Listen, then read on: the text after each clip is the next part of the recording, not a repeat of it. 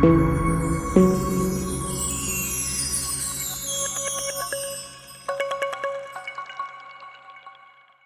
देख रहे हैं द हिस्ट्री ऑफ ताजमहल। हर गुजरता कल इतिहास का हिस्सा बन जाता है। तो चलिए अब इतिहास के पन्ने पलटते हैं और आपको आज से ठीक 392 साल पीछे ले चलते हैं। आगरा को ताजमहल के लिए एक परफेक्ट साइट की जगह दिला दी। बात जब इसकी आर्किटेक्चर की आई तो इसके लिए पर्शियन, इस्लामिक, इंडियन और यूरोपियन स्टाइल का मिक्स्ड आर्किटेक्चर तय हुआ।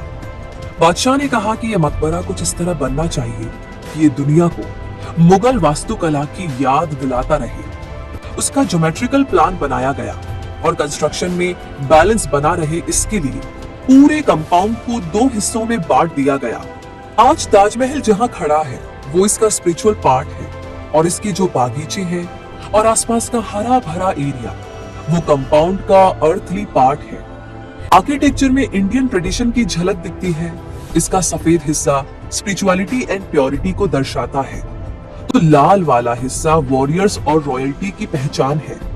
लेकिन जो सेंट्रल स्ट्रक्चर है यानी ताजमहल, वो इस्लामिक आर्किटेक्चर पर बना हुआ है।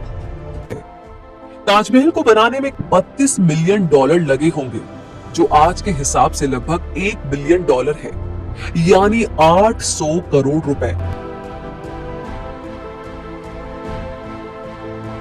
ताजमहल के आसपास जो स्ट्रक्चर है उसका ज्यादातर हिस्सा ईंट और सैंडस्टोन से बना हुआ है, जिस पर सफेद मार्बल की कारीगरी है।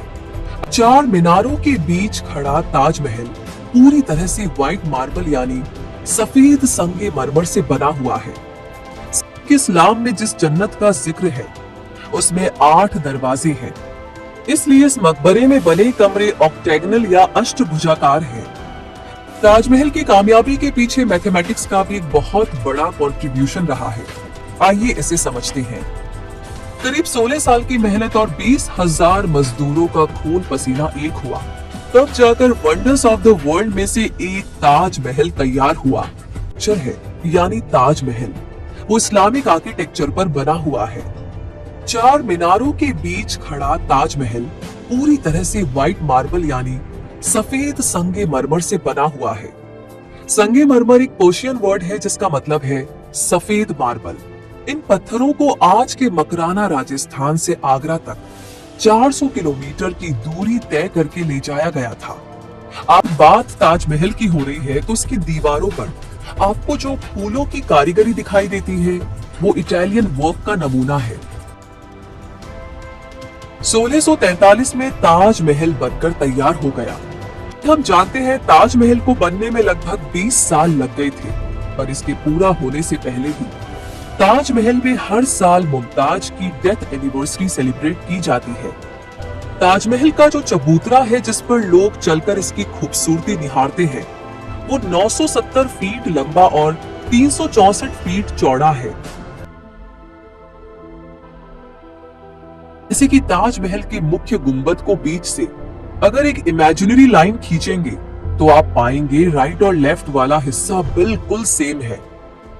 ताजमहल के एक साइड में जो मीनारे, गुंबद और खिड़कियां हैं, दूसरी साइड भी उनकी बनावट, लंबाई और चौड़ाई वैसी ही है।